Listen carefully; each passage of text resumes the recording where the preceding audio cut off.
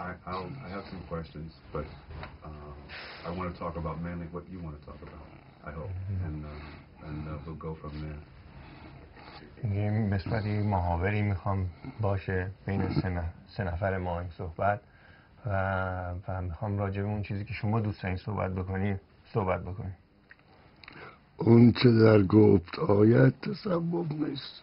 Whatever comes into words is not Sufism.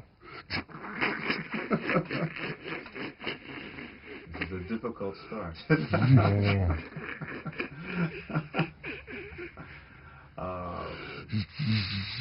What about the things that surround words?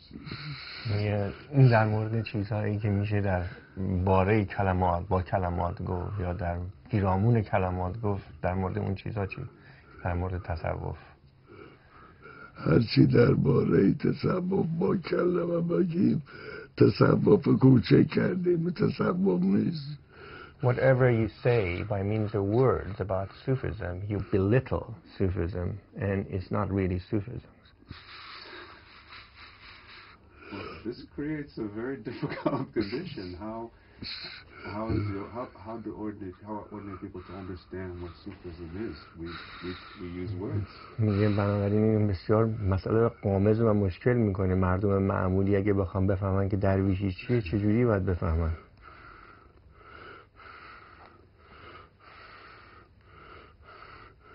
درویشی نیستیه، باید نیست بود تا درویشی فهمید.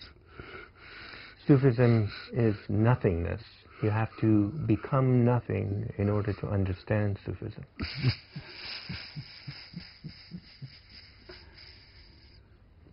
Is this the only way to understand Sufism? It sounds like the only way to understand Sufism is to be a Sufi. Is this what you're saying? میگه بنابراین تنها طریق فهمیدن درویشی اینه که درویش بود. درویشی شدنیست نه شنیدنی. Sufism is to become and not something to hear about.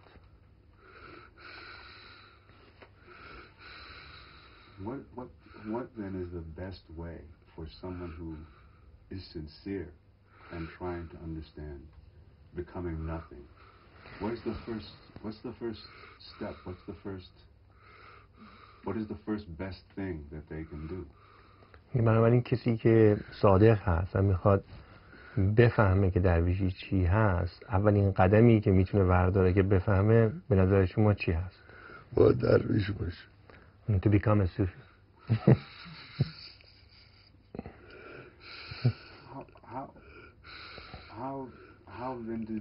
How did you become a Sufi? میگه من شما چجوری درویش شدید؟ شما چجوری درویش شدید؟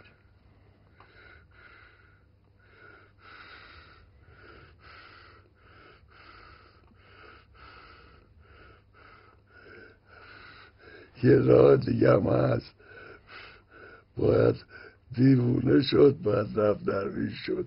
من اینجوری رفتم درویش. There is another path.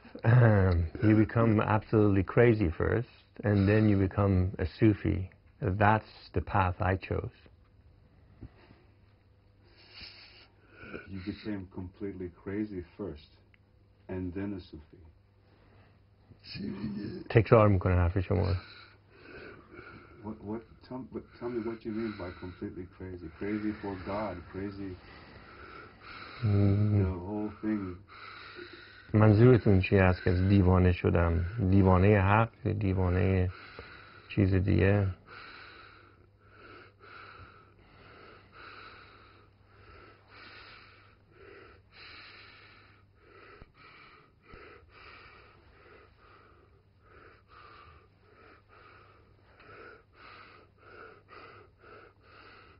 دنبال حقیقت میگشتم به این راه افتادم. I was searching for the truth and I sort of stumbled upon this path.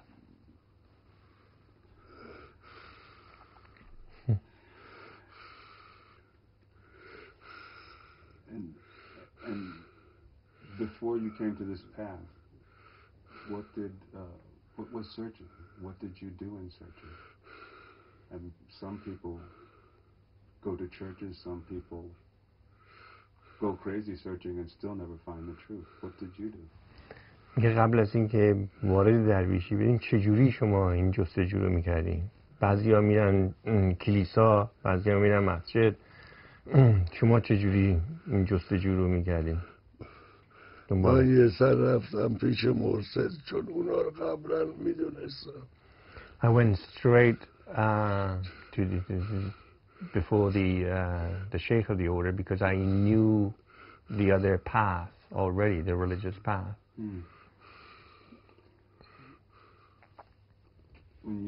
And the sheikh who you spoke to, do you remember what he told you? Do you remember what happened? با اون مرشدی که صحبت کردین آیا به یاد دارین که به شما چی گفت وقتی باهاش صحبت کردین؟ گفتین مستقیم رفتم پلوی مرشد. وقتی که رفتم اونجا از تمام انسانهایی که دیده بودم از این خوشم اومد. When I went to see him, of all the people I've seen so far in my life, I really like that person. وقتی که با راهنما خواستم برگردم خونه به راهنما گفتم من همینجا میمونم تو برو. به راهنما منظورتون شیخ هست؟ آها، به راهنمایی که با شما آورده بود. When the person actually who guided me towards the sheikh, he took me to see the sheikh. After visiting and seeing the sheikh, I told my guide, the person who actually took me there, that I'll stay here. You go alone. You return back alone. That's how much I love that person. You know, many people, they go through life and they never find such a person.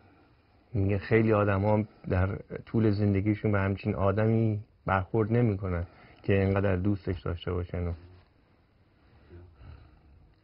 گفتم که اون چه در گفت آیت تصوف نیست. من هرچی به شما بگم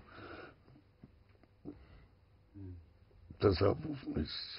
As I've explained to you already, whatever has been said in words is not Sufism, so whatever I say does not really do justice to them. باید صوفی شد تا فهمید صوفی کیست. You have to become a Sufi in order to understand what Sufi is, who Sufi is. I'm thinking about people who they watch this and may be struggling with this question of ego. Mm-hmm. And it seems to me that there's a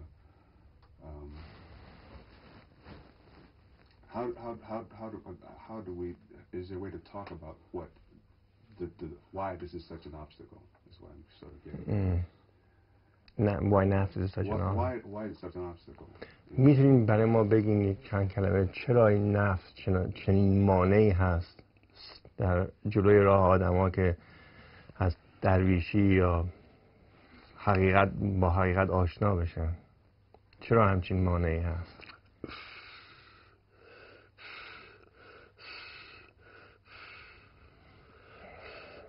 نفس میشه من.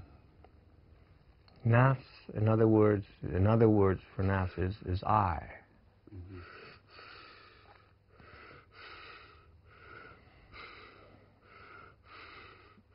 اونایی که میخوان درویش بشن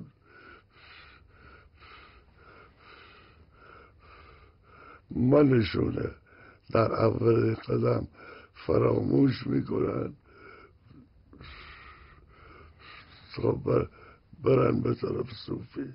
یعنی به زبان دیگر اونایی که میخوان درویش، اونایی که باید درویش بشن منشونه فراموش میکنن و مجذوب من دیگری که استاد باشه میشن. First he said that when the persons who want to be Sufi,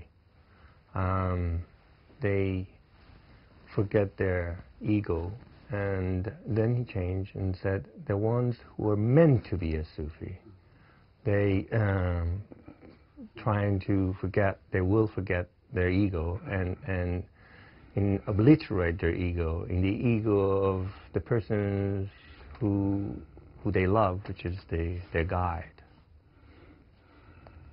If you're meant to be a Sufi, if you're not meant to be a Sufi, then what happens to that person? میگه شما فرمودین که کسایی که باید درویش بشن منشون رو فراموش میکنن در استاد. تکلیف بقیه چیه؟ کسایی که نباید به اصطلاح نمیتونن درویش بشن و میخوان راجع به درویشی بفهمن، تکلیف اونا چیه؟ لازم نیست همه بفهمن. It's not necessary that everybody knows what Sufism is.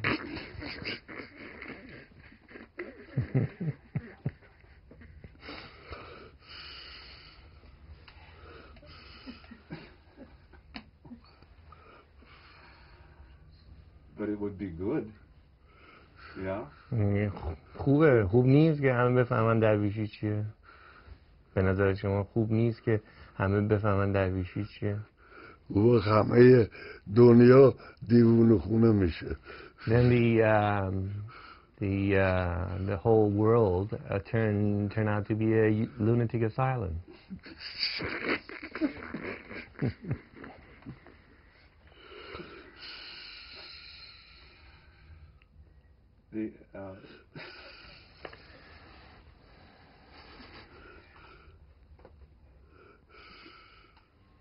So when you became a Sufi, were you still crazy, or what's the difference between being crazy and being a Sufi? تفاوت بین اینکه درویش بودن و دیوانه بودن بنابراین چیست؟ یک پردهش اینه که صوفی میدونه دیوونه است، دیوونه نمیدونه. The difference is the Sufi knows that he or she is crazy, but the crazy person doesn't know.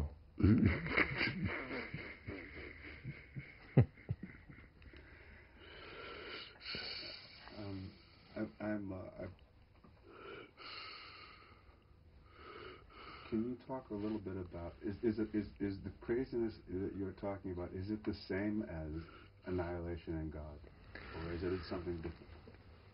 این دیوانه‌ای شما در موردش صحبت میکنین آیا همین هست که درویش‌ها بهش میگن فنای فی الله یا فنای در حق؟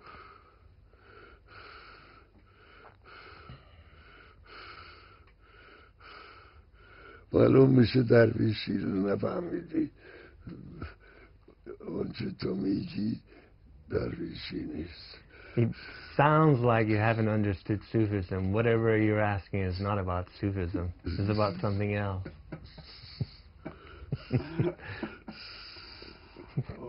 Okay, let's talk about something else. بنابراین اجازه بدین راجع به یه چیز دیگه صحبت بکنیم. I was reading about your work as a psychiatrist, and I was curious if that taught you anything about what you learned, if you learned anything in your work as a psychiatrist. About anything, but especially about human beings. حالا راجع به یه چیز دیگه صحبت بکنیم. برمیگردم به تمام این کارهایی که به عنوان روانپزشک انجام دادیم و کتابایی که نوشتیم. آیا این تحصیلات شما در روانپزشکی یا کارهایی که کردین در روانپزشکی آیا به شما هیچ چیز جالبی یاد داد تو این دنیا، چه در رابطه با درویشی چه در رابطه با به اصطلاح خود انسان به طور کلی؟ روانپزشکی چیزی نمیدونه. The psychiatrists don't know anything.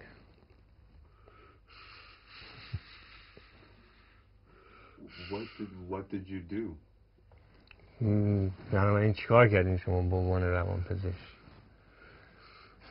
گفتم دیوانه شدم. I told you I became crazy.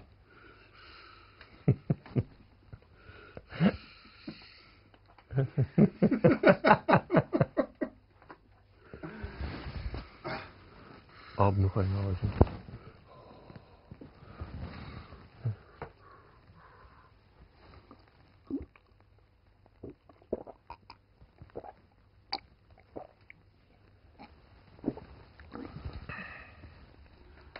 Was it difficult? Was it knowing what you said about that work? Was it difficult to do that work?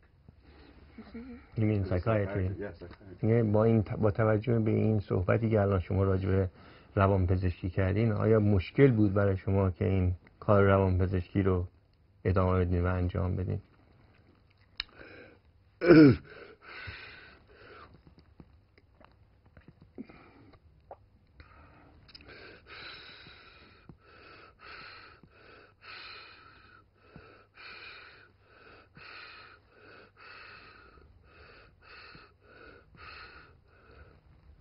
مثل میمونه که یک استاد حقیقتی ره بخوای بهش بره دنبال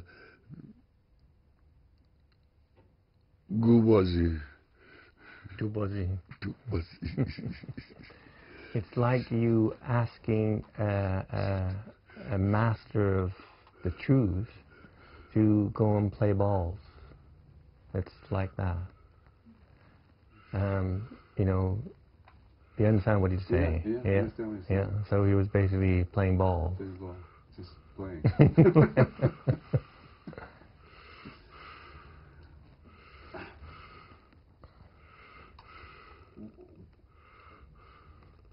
Would it have mattered what profession you took?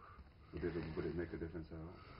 آیا تأثیری داشت که چه حرفه‌ای توی زندگی انتخاب می‌کردین اگر روانپزشکی رو انتخاب نمی‌کردین؟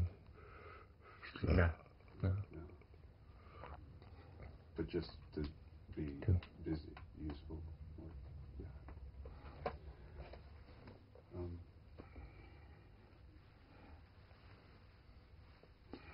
Why is it so important for dervishes to work? چرا این مهم هست برای درویش‌ها که کار انجام بکنن، که در شغلی داشته باشن تو این دنیا و کار بکنن؟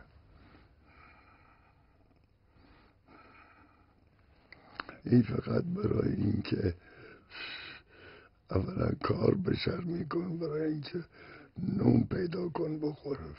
The first thing is human beings have to work in order to basically earn a living. The second,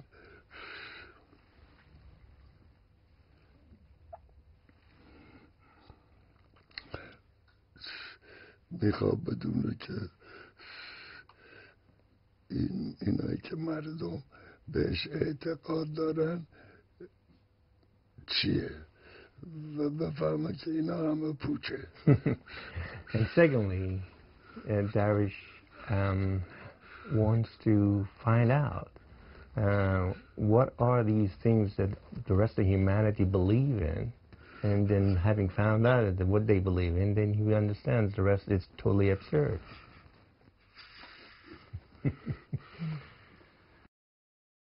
Can I ask about some things that he has written, some words that he's Okay. میخوام راجع به چند تا از کلماتی که شما نوشتین صحبت بکنم، بپرسم. It's about sin. این در مورد گناه هست. گناه. The greatest sin is to hurt the heart of another. میگه بزرگترین گناه این است که مردم آزاری است و دیگر آزاری است. میتونین راجع به این چند کلمه ایست برای ما بگین؟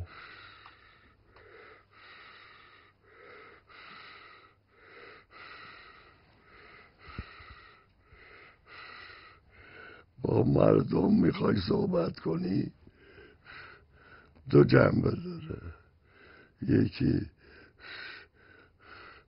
با من و ما میخوای صحبت کنی با اونا، این چیز خوبی نیست، باعث آزار. یکی این که بی من و ما میخوای صحبت کنی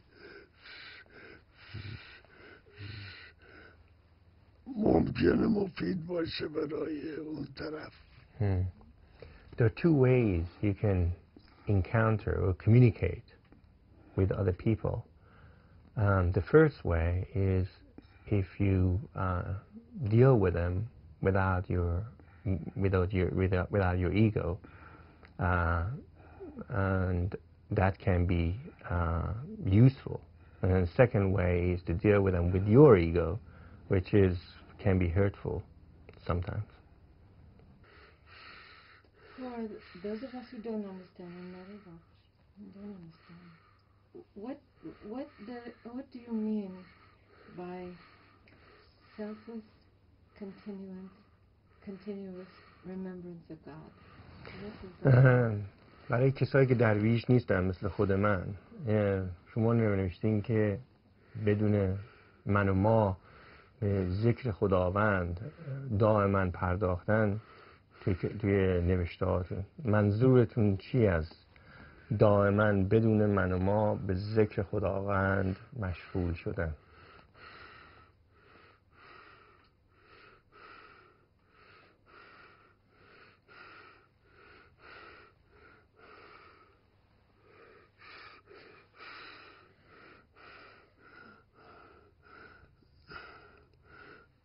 دو چیز هست، یکی بی‌نهایت بودن، بی‌نهایت که مساویس با صفره. بی‌نهایت مساویس با صفر. یکی این که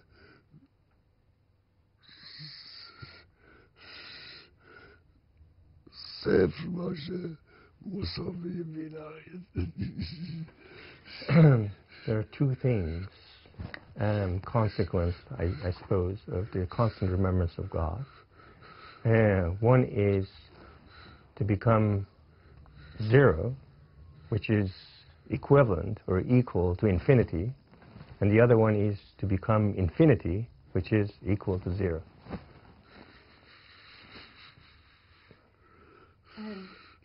And is both zero and infinity God? میگه آیا هم صفر و هم بی‌نهایت خداوند هست؟ هم صفر و هم بی‌نهایت آیا خداوند هست؟ هر دوتاش؟ اگر تو میخوای این سوالات مذهبی رو بکنی، این مربوط باید بری مسجد.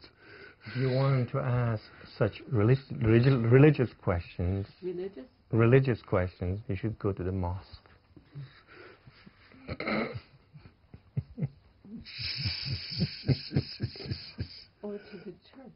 Or to the church.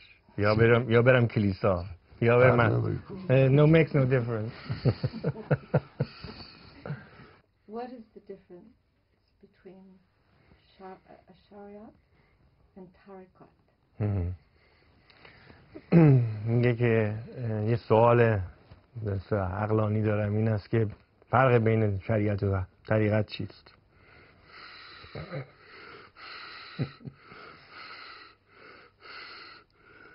شریعت اعتقاداتی است.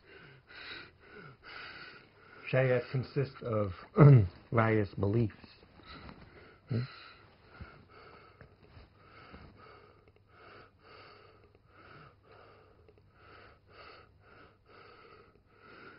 طریقت هرچی بوده یاد گرفته ولی قانع نیست.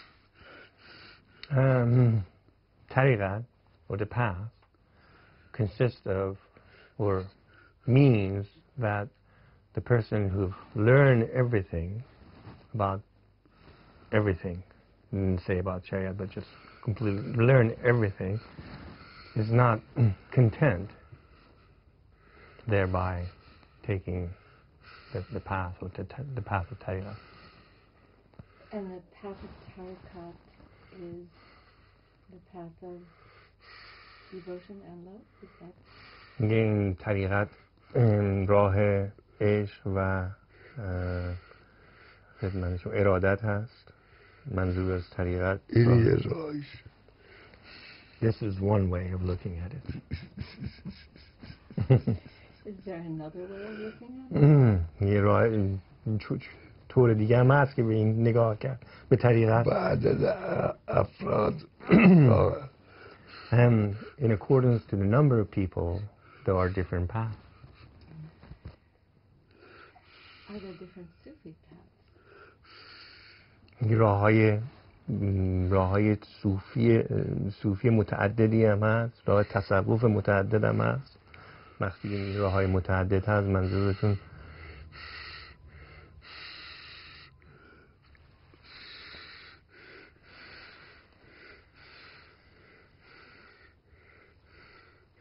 هست، ولی باید دید کدومی که واقعیت فهمیدن و کدومی که دکانه.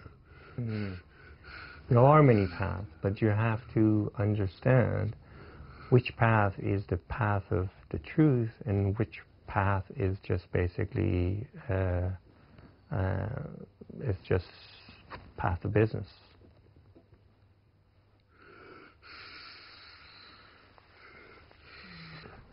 I think it would be easy for me to understand what the path of business was. میگه برای من دوست دارم که بفهمم، راحت تره که بفهمم که راه تصوفی که دکان هست چه هست. راحت تر اینه که تصوف راه عشق، اوریتی راهش راه عقله. The criteria or the hallmark is that Sufism, real Sufism, is a path of love. The other path is a path of intellect.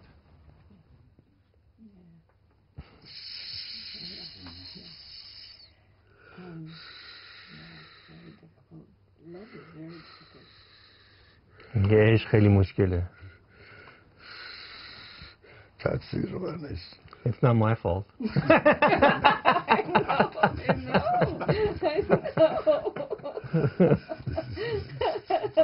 No. It's just an observation.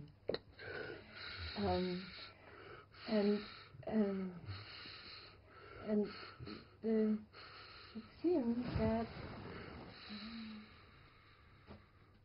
to love requires an open heart. که به نظر میرسه که دوست داشتن لازمه دوست داشتن این است که انسان یک دل بازی داشته باشه، دلش باز باشه که بتونه چیزهای مختلف رو بگیره.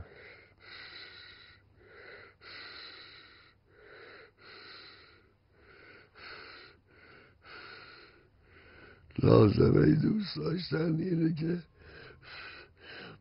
منش او یکی بشه. The condition, the precondition of love is that one's ego transform into the other person. So, if you knock on my door and I ask who is there, the answer of love is you are here. همون داستان بایزید رو میگه مثل این که اگر من در خونه تو رو بزنم و بگم که تو کی هستی و من بگم که تو هستی، مثل همین مونه دیگه. منظور شما همینه.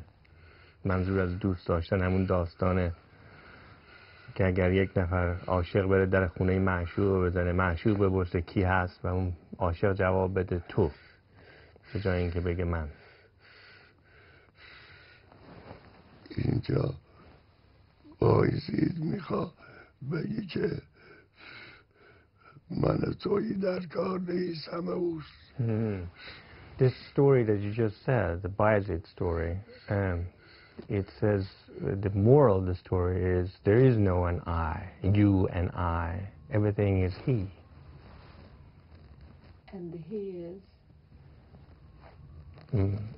منظورتون از او چیست؟ میگین همه اوست. منظور هستی. existence. And existence is divine, the ocean, God. منظورتون از هستی، منظورتون خداوند یا اقیانوس الهی است؟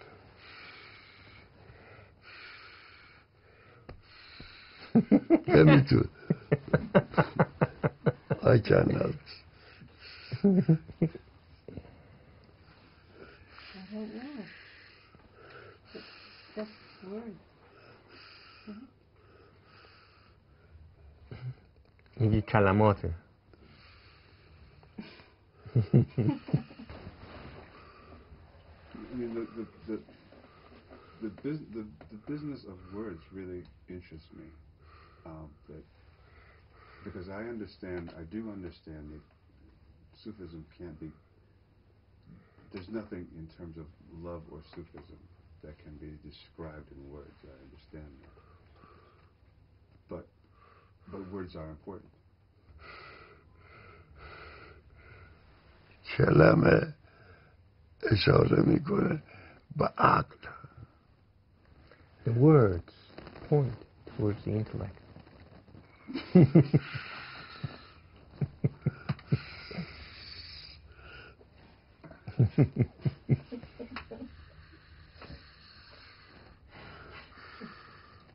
در عشق کلمه نیست. In love, there are no words.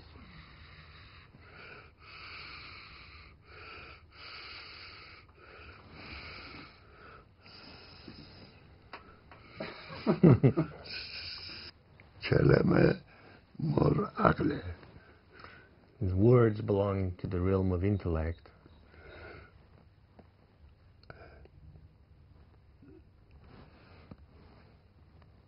در عشق کلمه نیست. There are no words in love. But a lot of people believe your poetry does not belong to that realm. عده‌ای بسیاری فکر میکنن که اشعار شما کلماتی هست که در رابطه با عشق هست، در رابطه با عقل نیست. اشعار شما. من شعر گفتم؟ شعر نگفتم. I did not say any poems. Wait,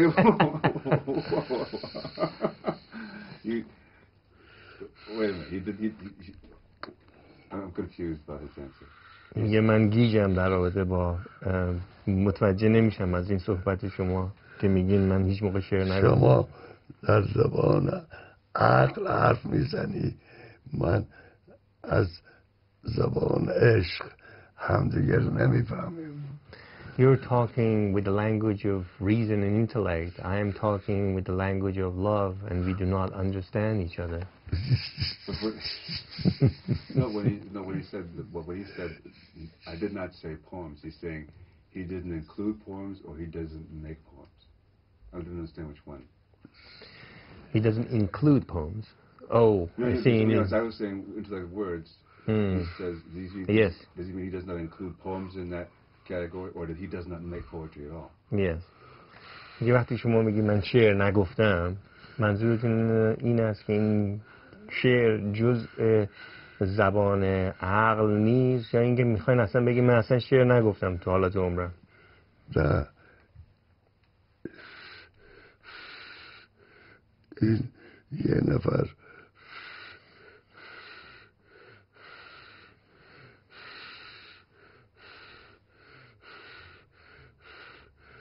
دیوانه شده، حرفایی که حقیقت داره ولی دیگران نمیفهمن میگه. به زبان شعر. بنابراین اشعار کسی که درویش است این مبنای بی‌منمایی است و هر کسی نمیفهمه. It's the language of a person who has become crazy and he basically uttered these things out of basically doesn't come from one's ego, the total egolessness.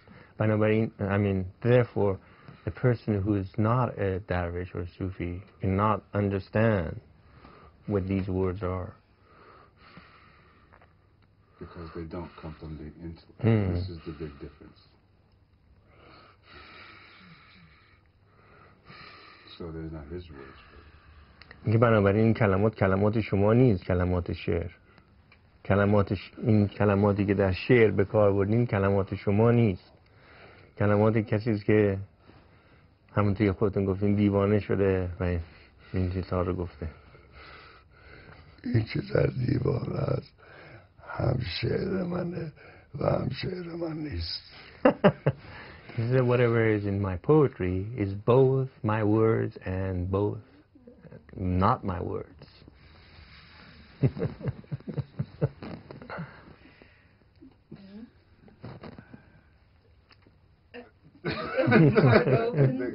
Is your heart open? My heart is open. I just don't have any words.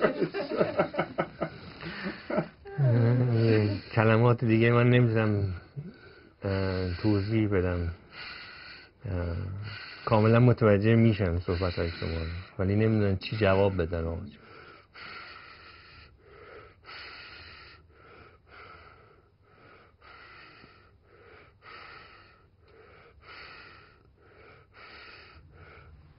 و همین دلیل گفتن اون چه در درویشی سوال و جواب نیست. Therefore, that's why they've said that in Sufism there are no questions and there are no answers.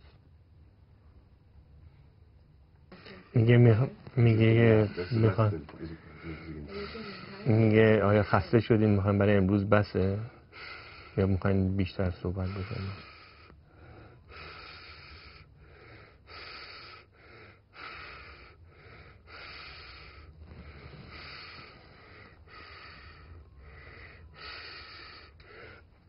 دیگر امروز ما حرف زدیم. Did we say anything today? Well, I think we actually said a lot. I'm not sure many people will understand. میگه ما فکر می‌کنیم که خیلی امروز صحبت کردیم ولی نمیدونم که آیا ملت میفهمن این حرفای شما رو یا نه. But I think that's good, actually. بگو حرفای دیوونا رو همه کس نمیفهم. The words of the lunatics cannot be understood by everyone. I'm wondering if I'm a person outside of this conversation. I'm trying to figure out if I'm not called, if there's a way for me to know God all the same. من در مورد به اصطلاح کسایی که به این محاوره ما دارن گوش میدن فرض بکنیم و داخل این برنامه نیستن و این محاوره صحبت‌های شما رو گوش میدن، این تصور برایشون پیش میاد که آیا میتونن وارد این برنامه بشن با سعی و کوشش؟ مسلماً نه. No, certainly not.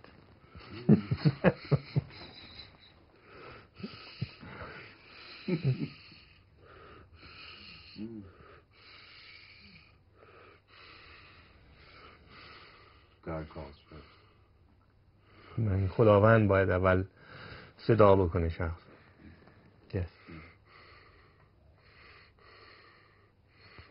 And probably not with words. نه به صورت با کلمات. Now you're getting. Okay. I think it's a good time to start. I really don't want to. میگه من میخوام دیگه الان دیگه اجازه بدین که این مصاحبه رو امروز تمام بکنیم با شما. خوبه آقا جون؟ You come back again tomorrow. میگه میتونیم فردا 2 مرتبه بیایم. Okay. What time? In the afternoon? In the afternoon, if that's good for you. بعد از ظهر خوبه یا صبح؟ بعد از ظهر. Yeah, in the afternoon. Thank you. Thank you. It's beautiful. Thank you. Yeah.